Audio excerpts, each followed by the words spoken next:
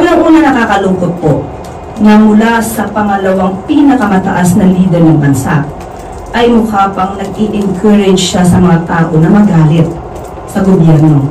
Nung nalaman po ito ng Pangulo ay wala po siyang naging reaksyon dito dahil hindi nga po ito dapat nanggagaling sa pangalawang pinakamataas na leader ng bansa. Ang tanong lamang po, nung panahon ba ng kanyang ama, nagsabi rin po ba siya na maaari po kayong magalit?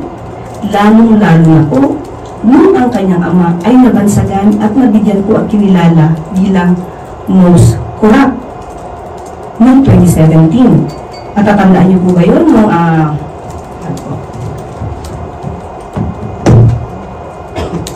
Noong 2016 ay runner-up lamang ang Pangulo.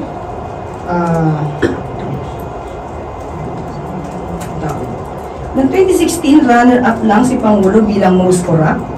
Siya ay kinilala ng Organized Crime and Corruption Reporting Project. Pero noong 2017 ay nag-level up si dating Pangulong Duterte at siya na po yung naging awardee at kinilala ng People of the Year being the most corrupt. At inamin din naman po niya sa kanyang statement ni Pangulong Duterte na siya ay corrupt at siya ay nagnakaw. Pero naubos na nga lang. Kahit natatandaan niyo po ba yun? Because meron pa po ako ditong statement niyan. Okay? So, ang tanong lamang natin, yun ba ay hindi niya man lang nasabi na dapat na merong karapatan ang taong magalit. And at the same time, wala po tayo nadinig sa Pangulo kahit ano pa ang naging di umanong-anuman niya ng DepEd sa pamumuno ni VP Sara. Lalo-lalo nang nasayang ang pondo sa mga pagkain na bulok lang na intended sana sa mga estudyante, lalo-lalo sa mga maralitang estudyante.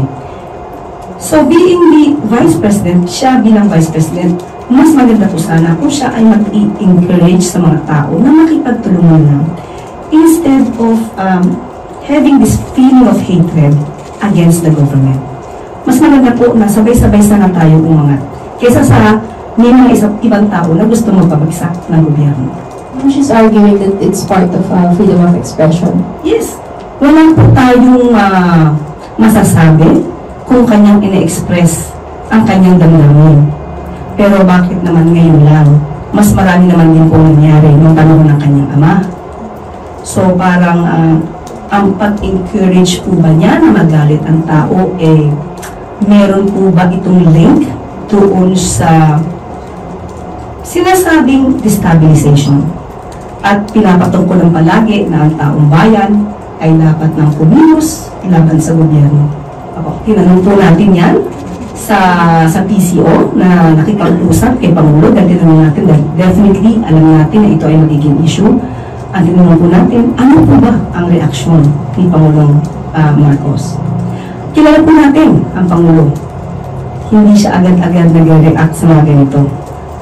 Kaya hayaan na lang natin dahil siguro iniisip niya ang suggestion na ito ni VP Sara na i-entertain o maging okay lang na maging magalit sa gobyerno ay isang napakawalang kwentong suggestion. Magandang umaga na kanyang press corps. Welcome sa ating press briefing ngayong araw, February 27, 2025. Ako po yung damang sumagot sa inyong mga katanungan. Yes, of course, nakakaalaman po talaga yung balita na yan.